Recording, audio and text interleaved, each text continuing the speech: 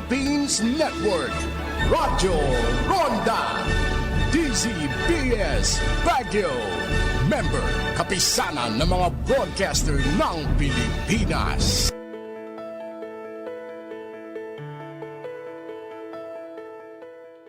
Travel and change of place impart new vigor to the mind.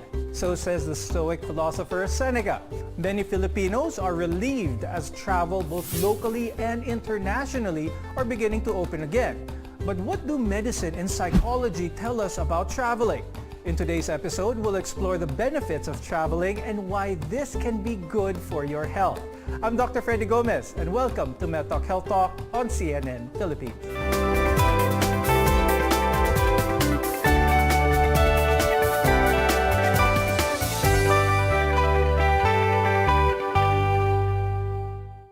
Our guests are here today to give insights on the health benefits of traveling. With us is Luis Angelo R. Villaruel. He's a psychologist from the University of Santo Tomas Hospital and founder of Kintsugi Sai.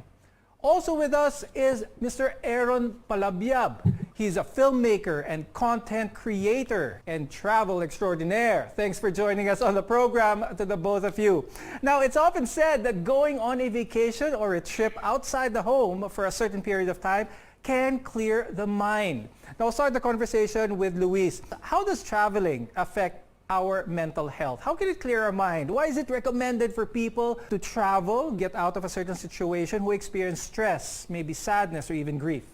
Definitely, traveling can affect how one experiences their daily lives, no? It gives us a reset, quote unquote. It gives us that opportunity to take a break. It provides stress relief, obviously. When we consider traveling as a form of vacation or as a reward, an incentive that we set for ourselves, it allows us to experience new and positive experiences, which can fight off different types of mental health problems, no? For example, we feel a little too stagnant, trying out new things can be exciting, can be great for us to be able to lift up our mood and to get us going. It can even improve our creativity, for example, by exposing us to things or to cultures that we are not so aware of. So if we go to a different country, or even here in the Philippines, if we could just visit provinces, and we've been here in Metro Manila our whole lives, it opens us up to a lot of different things, a lot of different opportunities, things that we don't usually get in our everyday lives. Now, Aaron, is there some truth to what Luis said in the case of you? Is traveling part of something that you don't get out of when you don't travel? Absolutely. I agree 100% with everything he said. Especially, I think, for us who live in big cities, particularly a city like Metro Manila, we don't realize until we get out, I think, maybe how closed in our minds, our consciousness have become. And when we travel, we experience a literal and figurative opening up, I think, of the mind. We see new possibilities. We're able to break old patterns. And that just opens up the doors to growth, I think, in terms of what you get out of travel. And I think that's why it's such a rich experience. That's something that I, and I'm sure our viewers, long to achieve whenever we do travel. Now, because our bodies are designed to move. That's why psychologists recommend exercising so our bodies can produce happy hormones. Now, Luis, how does going on a trip manage our risks of, say, depression or anxiety, or overall, how can it manage our mental health? So when we talk about depression, it's the more common one is stagnancy. No? That's the more common feeling that people experience. It's like we're unable to do things or we are helpless to do certain things. So traveling gets us out there, gets us moving. As one of the things that us psychologists, we actually recommend for people who have depression is to just get moving, to find a point where one can start moving. And traveling in itself can become that starting point for certain people. Because when you feel like you're in a spiral or you're in a rump, it's kind of hard to find or identify that starting point at times.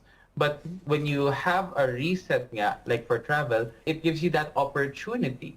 But other than that, even just the physiological things that we go through when we travel, the sun, being outside, being on the beach, allowing yourself to be out, unlike us usually being stuck here in maybe feeling some cabin fever, the sun helps us produce those happy hormones you were talking about, some serotonin, no? Which can help boost our mental well-being. And actually, in 2013, a study by the American Psychological Association also claims that sojourners, or people who stay away from home temporarily, are less emotionally reactive to day-to-day changes, improving emotional stability.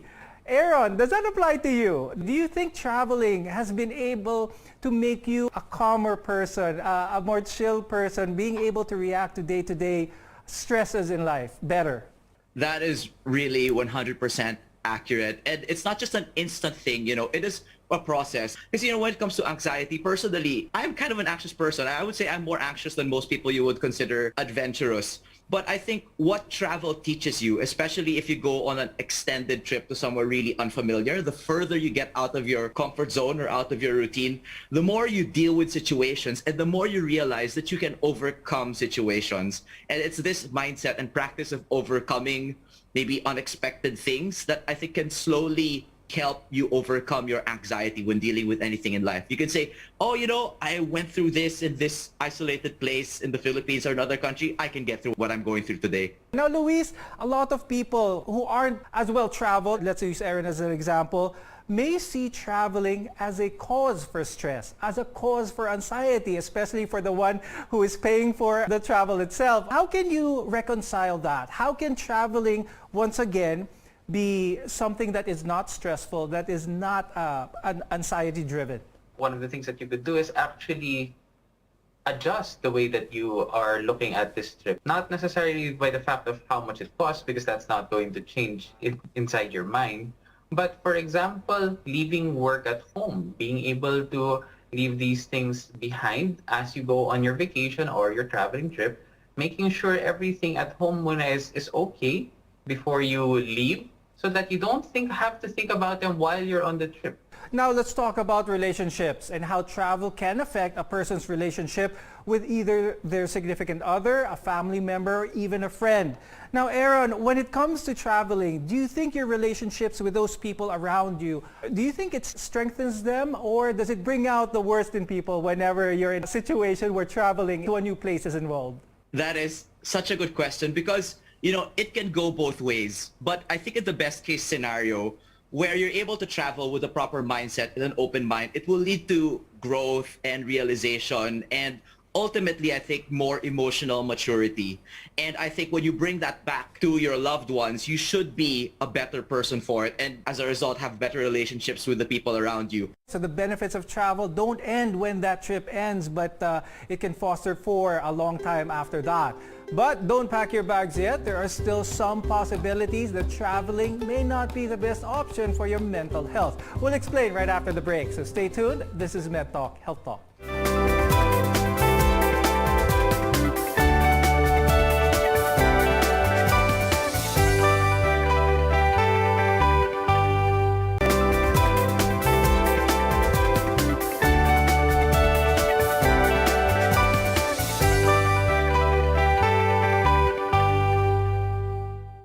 I'm Dr. Freddy Gomez and welcome back to Medtalk Health Talk. While travel is generally an enjoyable experience and can provide some positive effects, it can also cause us stress and anxiety for that matter. I'll ask Aaron this one. What are some of the sources of stress and anxiety that are common whenever people travel? Okay, I can actually boil this down personally to two because despite how much I've traveled, I still feel a lot of travel anxiety. The first source of stress is just, I think, in transit. Riding planes, going through immigration, customs, that always gives me anxiety, just the crowds at the airport, all of the checks, all of the delays that could happen. And these are things that we don't really control and things that we just have to accept that, when I'm going to travel, this is the price of traveling. The second is inherent in travel as well. It's just when you travel, especially if you go on an adventure, unexpected things happen. That's what an adventure is. And in terms of that, I think we have to change our mindset and treat that as good stress, like exercise. And stress that will help us to grow and become better travelers and better people. With COVID-19 restrictions on traveling loosening up as we approach the latter half of the year, it is understandable that people who stayed at home for the last few years can feel uneasy when traveling during the pandemic. In some cases, the thought of going somewhere new is enough to give someone anxiety and may be a trigger for some when traveling. Now, Luis, how has COVID-19 affected traveling in regards to people's mental state when traveling today? people in general, no, or the entire populace has become a little more introverted lately, in the sense that we've kind of forgotten, not necessarily forgotten, but having difficulty interacting or connecting outside. So sometimes trying to exit these comfort zones may be difficult for some people when they would want to travel because they've been so used to their home. It's just a new adjustment period again for certain people. For others, it's a great experience, but for others, it might be a stressful experience altogether.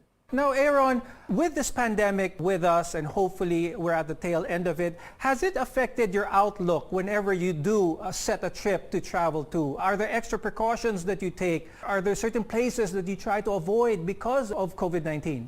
I would say not so much because of COVID-19 specifically, especially because other countries are much more even liberal than us when it comes to their policies now. But I think the important thing with regard to the pandemic's effect is we have to be even more studious now. We have to be even more prepared. We always have to look up what's required because there's more things that we need than before in terms of documentation. We need to know more what to expect. So I think it's extra effort in preparing for the trip and making sure that we don't get caught out somewhere without all of the requirements and all the precautions we need. So I think a key factor there is being prepared, which we'll be talking about later on in the show. Now, Luis, how about people who were anxious already about getting sick, having germophobia even, before the pandemic started? Now that the pandemic is a fact of life, how can that not be a hindrance to them being able to get out of their house? When we were talking about these fears now, maybe fears of getting or catching something, maybe COVID or maybe something else, no? We just have to first off prepare. Like we know that there's a pandemic going on.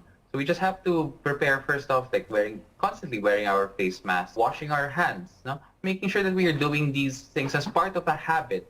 And once we feel more secure knowing that even if there are risks in exposure, so long as we're following the proper protocols, we're following the proper procedures, it gives us that sense of confidence in being able to still do other parts of our life. COVID-19 is really going to become a part of our life now. That's why we're here in the new normal. So it's just something that we just have to accept as part of our lives. And so long as we are maintaining social distance and at the same time following the protocols, then generally we should be fine. Now, Aaron, I'd like to ask you, since you're a seasoned traveler, I see that you travel in different modes, not only by automobile, but you travel by motorcycle as well, which may limit what you can carry. So when it comes to your health, what are some of the basic things that you do carry with you wherever you go? Well, definitely in terms of health, of course, there's always the hand sanitizer or the alcohol. I always have sets of extra masks and also a reusable mask because, again, in the course of travel, especially by road, you can easily lose your mask. But definitely, I always just carry a little pouch that has a lot of the most essential meds I might need, meds that will really be important to provide relief. For me, it's my antihistamine. It's a little bit of painkiller, stuff for headaches, stuff for feeling car sick. Also lots of water, definitely. And with that, I haven't really faced a situation. On motorcycles, you definitely need the first aid kit also. So definitely a form of hydration anywhere you go is a plus. Now, traveling isn't a universal solution. Traveling can be a good experience, but going through with it in the hopes of it curing your mental health isn't guaranteed. When we return, we'll give you some tips on what to do before you take that next step out the door. We're your partner in health. This is Medtalk Health Talk.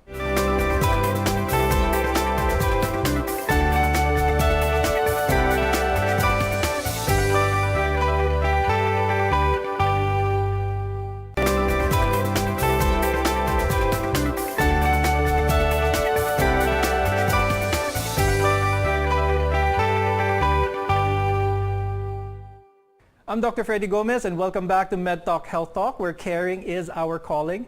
Culture shock, poor planning, and decision-making can make the point of a trip backfire on you if you aren't careful, which is why making the proper preparations before a trip is vital and it is absolutely necessary. It's also important to be physically and mentally sound before leaving. Now, Aaron, when it comes to traveling, obviously it is part of your life. It is very important. But how important is your physical health? How important is it that everything is set at home whenever you do travel? It's so important, and I'm glad you mentioned those two specific things. Always, of course, anybody can travel regardless of your, I guess, your physical state. But being able to travel, especially when you're physically fit, is like one of the true pleasures of life. Again, we were made to move.